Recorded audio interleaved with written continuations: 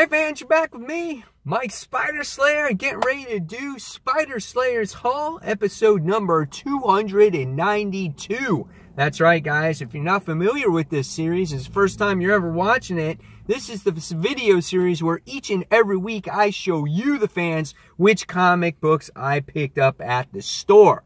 So, with that being said, here is the... You can totally see what's in there. Here is the white bag, all right? And I just want to say, I hope everyone had a great Thanksgiving and you ate a lot of food. But now it's time to get back to business. So here we go. All right, so first things first, bag's in the car, but I'm going to need that bag in the future. So first things first, I got Image Plus magazine. Actually got this one for free, as it has a preview inside of it of Kick-Ass, and really looking forward to that series in the future and what it has to hold for its fans. I'm going to read the article on here. I can't wait till it really returns and who this new character actually is. And, you know, she actually fought in the military, so she looks much more like a badass. Here you actually get to see some preview art in it as well. So really looking forward to this book. And not only this, but Hit Girl as well. So if you want to find out more about Kick-Ass, check out the Image Plus previews guide. All right, next thing I wound up getting is Marvel Legacy Spotlight, as this spotlights a lot of the books that are coming out, like Phoenix Resurrection in there as well, The Thing and the Human Torch. So there's a lot of things in here that you want to check out if it's piquing your interest. You know, Venom Inc., this is the thing to get at your local comic book shop. So I wound up getting that.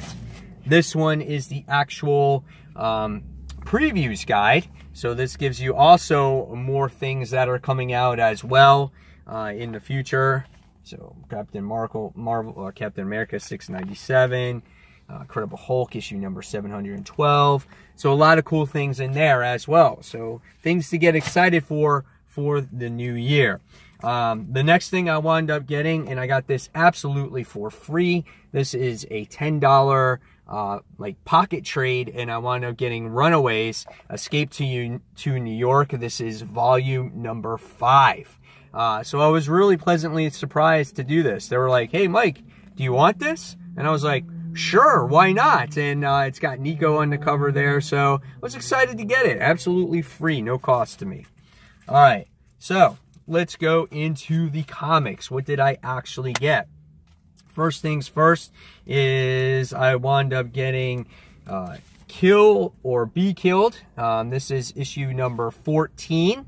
Really good series. The only thing I want different from Kill or Be Killed, though, is the covers always look similar. I don't know if it's the coloring or whatever the case may be, but this is always a really, really good series. I have a lot of fun with it. It's always entertaining. The narration in the book is absolutely phenomenal. All right, next, another independent book, and this is actually Manifest Destiny. Very creepy like cover. God, I don't remember what happened in the very last issue. It was like the first part of the story arc, and they were still talking about that killer fog that was going on in the last issue. So we'll see where number 32 brings us. It's hard to remember sometimes because these books take a break. And they're off for a few months and then they come back. But I really enjoy Manifest Destiny overall. And it's hard to believe that they're on issue 32 of this. Man, oh man. All right. Next is issue number 4 in the final issue of Hi-Fi. Just kidding. Not Hi-Fi Fight Club. It is Heavy Metal. That's right, guys. These are the teens that run a record store, and they're in their own little superhero club after hours. And it's been a great story so far. There's great character development. The artwork in here is absolutely beautiful. The coloring is really nice as well. It's just a nice and pleasant book to read. Definitely recommend it if you guys haven't read it yet. Read it when the trade comes out. I don't think it will be a very expensive trade. So that's Heavy Vinyl, issue number 4. Next is probably a really highly anticipated book for a lot of you guys out there, and that's Batman Creature of the Night. This is book 1. This is a pricey book. I think it's $6, but it's treated like a trade, like Supergirl being super. And then here's kind of the artwork in here. Looks very much like an independent book when you're looking at this book. So really cool stuff inside. Can't wait to see like this type of origin tale or whatever the case may be for it. So that's Batman Creature of the Night, book number 1. All right, next we wind up getting Hal Jordan in the Green Lantern Corps. This is a new story arc, Twilight of the Guardians, part 1. Covers on this one was quite weird. I was kind of like, hey, what's going on with Hal Jordan? And then you get to see another one, and I was like, wow, that's kind of weird. Well, artwork is pretty good in this particular issue, if you can see. Yeah, this is the other cover right here. It looks just like this. I'm like, what's going on there? So we'll see what happens in this new story of Hal Jordan and the Green Lantern Corps. All right, next. This I wasn't going to get because Santana's not my favorite character in the world, because I don't have a real connection with her because it's DC, and of course I never read that much DC when I was younger. But everyone here on Comic Frontline was talking about it, and this is Mystic U. This is book number 1.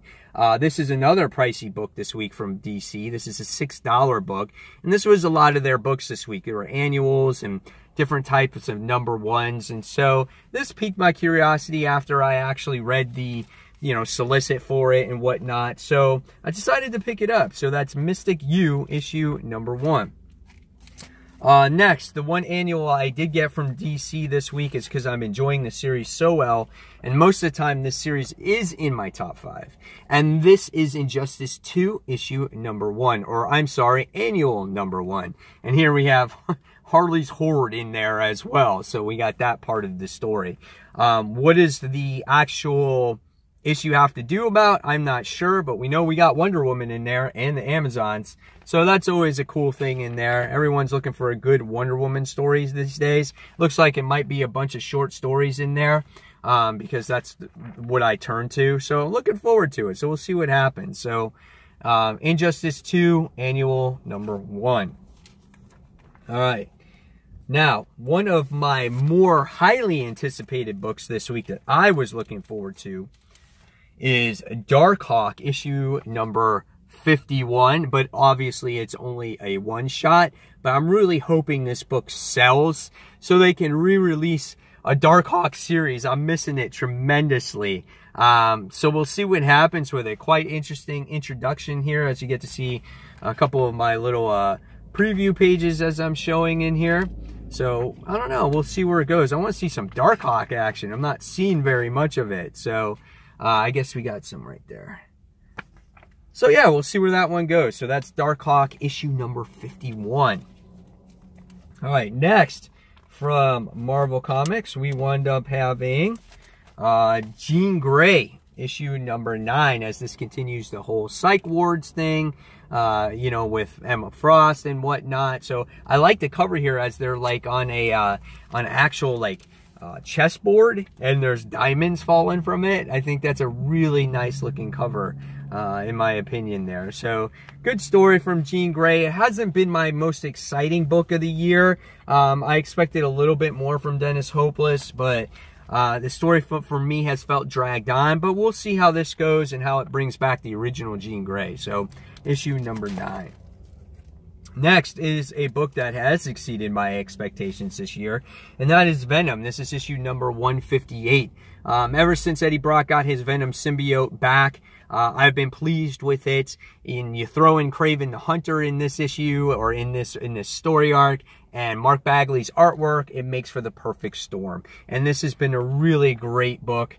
Check out these opening pages in here. I definitely recommend it if you're a Venom fan. It's just got great artwork in here, guys. So check it out. This is Venom issue 158. Right. Next, we have new XMen Blue story.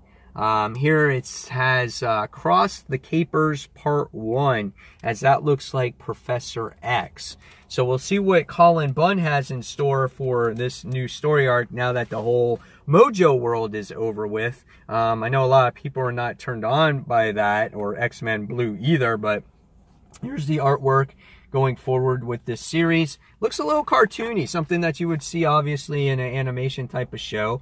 Interesting paneling here, so we'll see what this story has to offer for its readers and where Magneto is going to fit in this whole thing after this whole Mojo thing as well.